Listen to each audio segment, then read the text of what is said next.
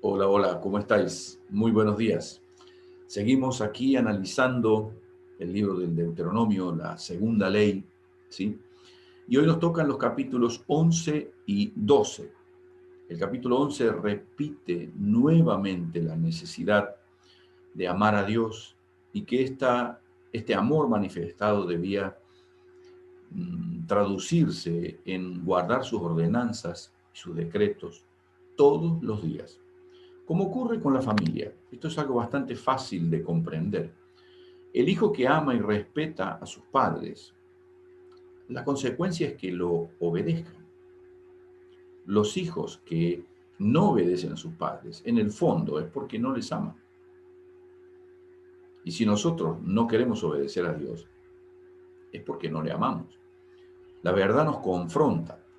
Dios recuerda en el versículo, los capítulos 11, los portentos, los juicios que Él hizo contra los rebeldes y urge nuevamente la advertencia de recordar el deseo de Dios de bendecir a Israel a diferencia de la bondad que tiene la tierra prometida respecto a la tierra de Egipto. Dios promete lluvias cuando sean necesarias. En Egipto no había lluvias, es decir, habían tenido que crear sistemas de riego con el Nilo para que las tierras fueran productivas. En la tierra prometida no haría necesaria, Dios enviaría la lluvia. Pero también está la advertencia, si ustedes no me obedecen, yo voy a decretar sequía. Indudablemente, Dios promete, pero advierte. Israel experimenta el trato de Dios desde tres aspectos. Dios lo libera, Dios le protege y Dios le disciplina. Al igual que con nosotros hoy.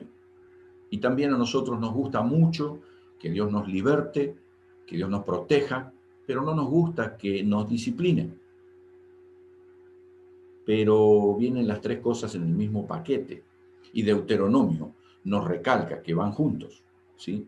Propone en ese orden. Dios nos libera, nos protege y nos disciplina.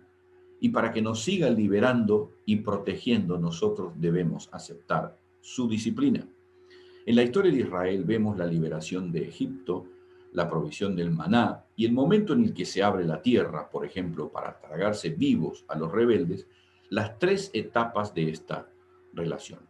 Es decir, todas las promesas de Dios están al alcance de la mano del pueblo mientras éste mantenga su identidad y su fidelidad para con Dios.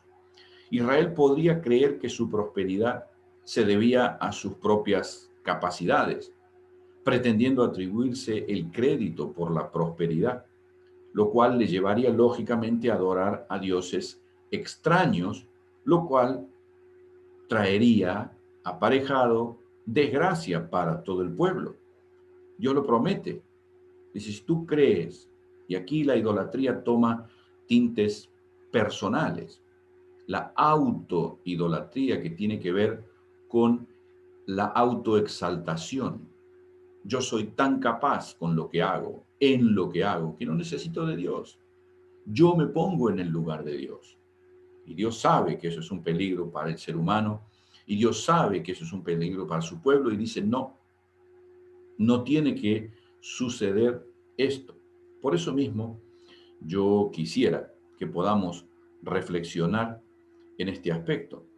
Porque Dios no desea la sequía, Dios no desea la crisis, pero aquí vemos un detalle importante. Dios decide bendecir con lluvias porque ama a Israel. Así que, indudablemente, la obediencia no produce la lluvia, evita la sequía. Esa es la gran cuestión. Y yo creo que ese es el principal argumento que tenemos que comprender como cristianos. Nosotros no merecemos lo que Dios nos da. Nosotros lo recibimos porque de alguna manera ya Dios lo tenía programado y el hecho de ser obedientes hace que accedamos a sus bendiciones. Nos evita las maldiciones. No es que nosotros somos bendecidos si obedecemos. No, no, no. Dios decreta la bendición para su pueblo, pero solo la obediencia abre las puertas a esa bendición. ¿sí? Por eso mismo, Dios desea, por ejemplo, en Efesios 6:1, a través del apóstol Pablo, Dios dice: hijos, obedezcan al Señor en sus padres, porque esto es justo. Honra a tu padre y a tu madre, es el primer mandamiento con promesa, para que te vaya bien y disfrutes de larga vida en la tierra. ¿Sí? Indudablemente, el deseo de Dios es nuestro bien, pero nosotros no vamos a atraer la bendición porque hagamos tal cosa o no hagamos tal otra.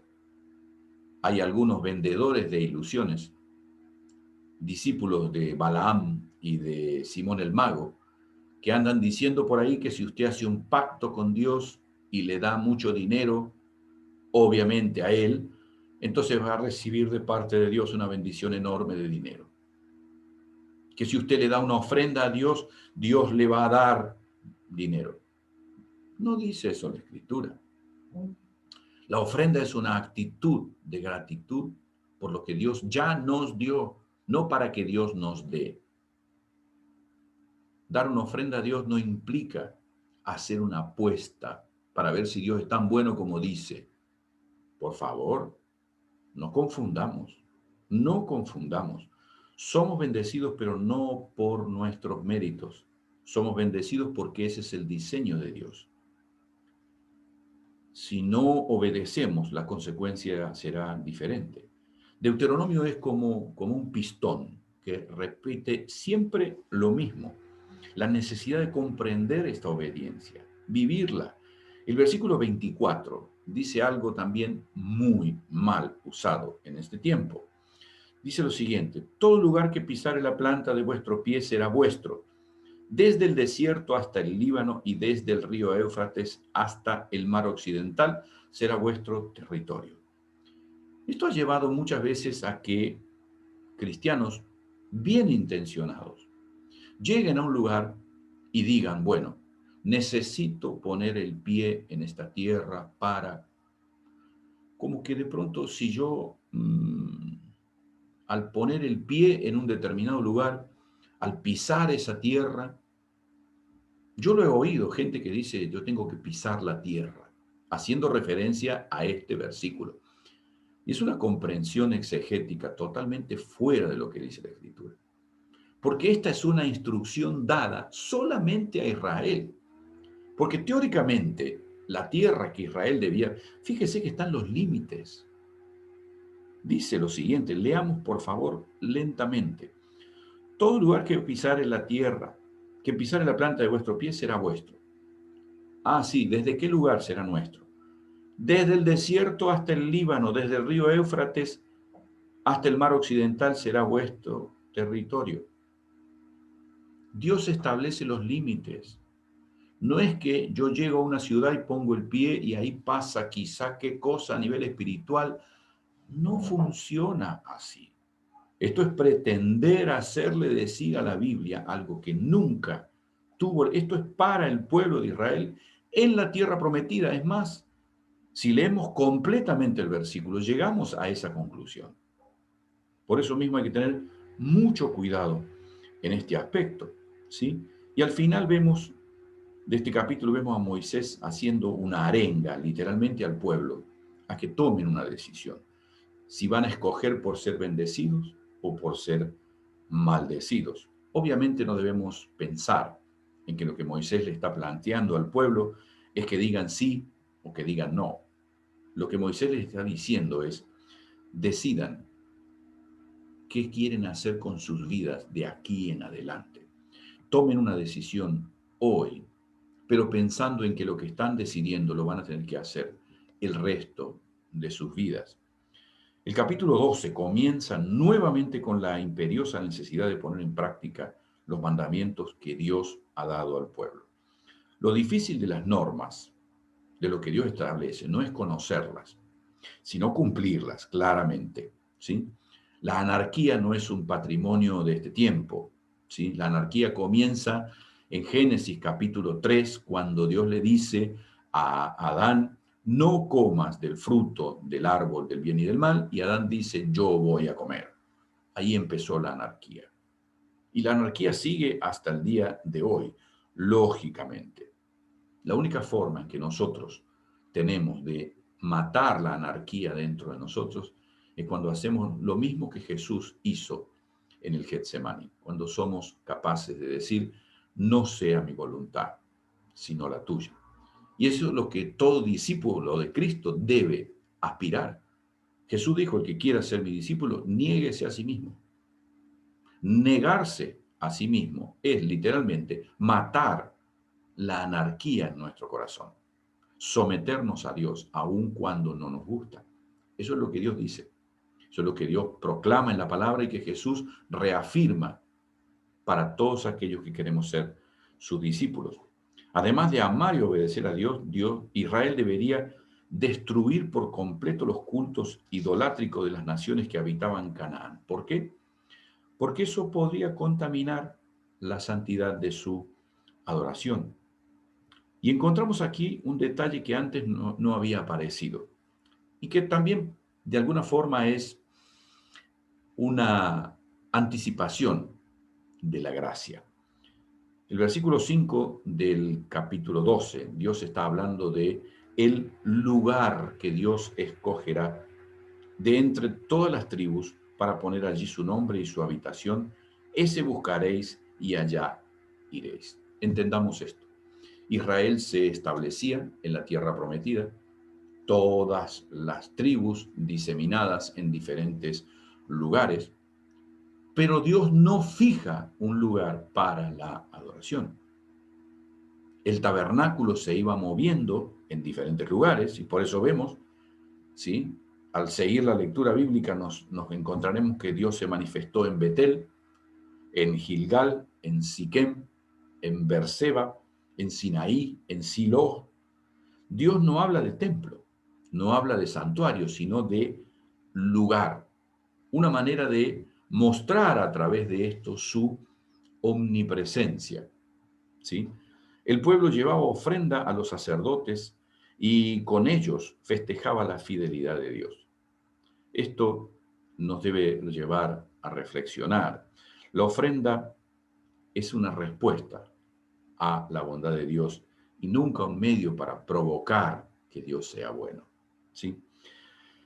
Indudablemente Israel no podía hacer lo que quería, no podía llevar cualquier ofrenda, no podía sacrificar en cualquier lugar, no podían ellos hacer los sacrificios, deberían hacerlo los sacerdotes. Por eso mismo se enfatiza el cuidado de cómo se debía hacer. Y también aquí hay un punto especial sobre los levitas. Dice el versículo 19, ten cuidado de no desamparar al levita en todos los días de tu vida. Así como las demás tribus se ocupaban de la producción, los levitas se ocupaban del culto. ¿Sí? ¿Por qué? Porque hay una gran realidad. La prosperidad impulsa al ser humano a tener más, a desear más y a olvidarse de los demás. Y este era un peligro que Israel cometía.